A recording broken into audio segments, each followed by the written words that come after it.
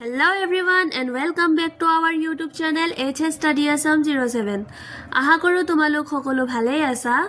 আজিৰ ভিডিওটো বিশেষকৈ হায়াৰ সেকেন্ডাৰীৰ ছাত্ৰ-ছাত্ৰীসকলৰ বাবে অত্যন্ত গুৰুত্বপূৰ্ণ হ'বলৈ গৈছে কাৰণ তোমালোকে জানা যে 28 এপ্ৰিল তাৰিখে ৰিজাল্ট ঘোষণা কৰা হ'ব আৰু সেই দিনাখন যদি সাৰ্ভাৰ ডাউন থাকে তেতিয়া তোমালোকে ৰিজাল্ট কেনেকৈ চাবা। তো আজিৰ এই ভিডিওটোত আমি সেই বিষয়ে আলোচনা কৰিম। তো ভিডিওটো স্কিপ নকৰি লাষ্টলৈকে চাই থাকিবা। প্ৰথমে আটাইতকৈ ডাঙৰ আপডেটটো হৈছে যে অসমৰ মুখ্যমন্ত্ৰী ডক্টৰ হিমন্ত বিশ্ব শৰ্মা ছাৰে ইতিমধ্যে ঘোষণা কৰিছে যে হায়াৰ সেকেন্ডাৰীৰ ৰিজাল্ট 28 এপ্ৰিলত দিব।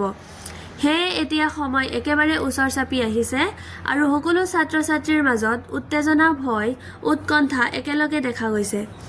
বহুতে হয়তো এতিয়াও চিন্তা কৰি আছে ৰিজাল্ট কেনেকুৱা হ'ব, পাছ হ'ম নে নাই, কিন্তু এইটো একেবাৰে স্বাভাৱিক কথা। তোমালোকে ইমান দিনে যিমান পৰিশ্ৰম কৰিছা তাৰ ফল নিশ্চয় ভাল হ'ব।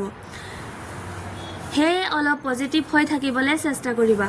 এতিয়া আহো আটাইতকৈ গুৰুত্বপূৰ্ণ অংশটোলৈ, ৰিজাল্ট কেনেকৈ চেক কৰিবা।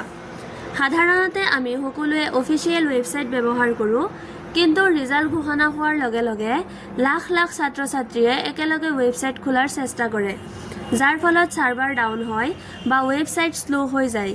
এতিয়া বহুতে পেনিক কৰি উঠে, কিন্তু তোমালোকে একেবাৰে ভয় নকৰিবা কাৰণ তেতিয়া তোমালোকৰ হাতত আন কিছুমান সহজ আৰু ইফেক্টিভ অল্টাৰনেটিভ উপায় থাকিব।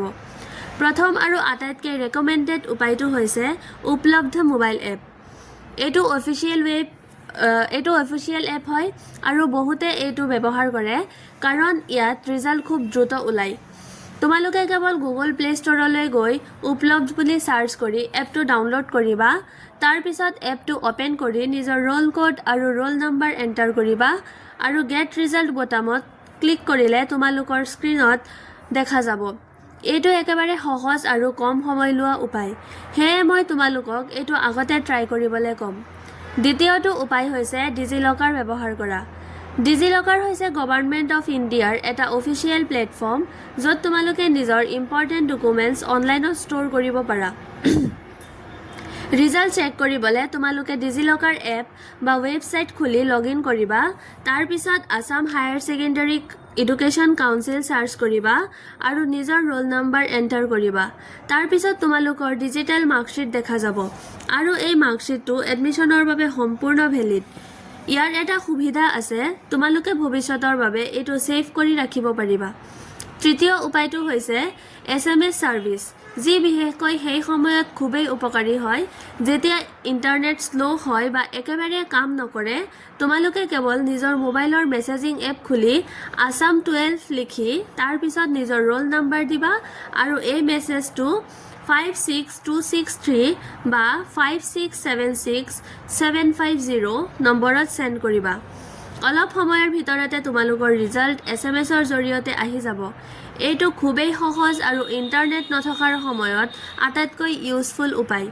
ইয়াৰ উপৰিও তোমালোকে কিছুমান অল্টাৰনেটিভ ৱেবছাইটতো ট্ৰাই কৰিব পাৰা, যেনে result.assam.nic.in, ASSEB.in আৰু result.ahsec.registration.in। এইবোৰ ৱেবছাইট বহু সময়ত মেইন ছাইটতকৈও কম ট্ৰেফিক থাকে, সেয়েহে সহজে খুলি যায় আৰু ৰিজাল্ট চেক কৰিব পাৰা।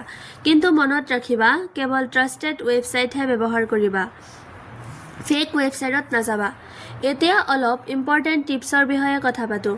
ৰিজাল্ট চেক কৰাৰ সময়ত একেবাৰে পেনিক নহ'বা। আগতে নিজৰ ৰোল নম্বৰ আৰু ৰোল কোড ৰেডি ৰাখিবা যাতে সময় নষ্ট নহয়। ইণ্টাৰনেট শ্ল' হ'লে বাৰে বাৰে ৰিফ্ৰেছ নকৰিবা, তাৰ সলনি এপ বা SMS ট্ৰাই কৰিবা।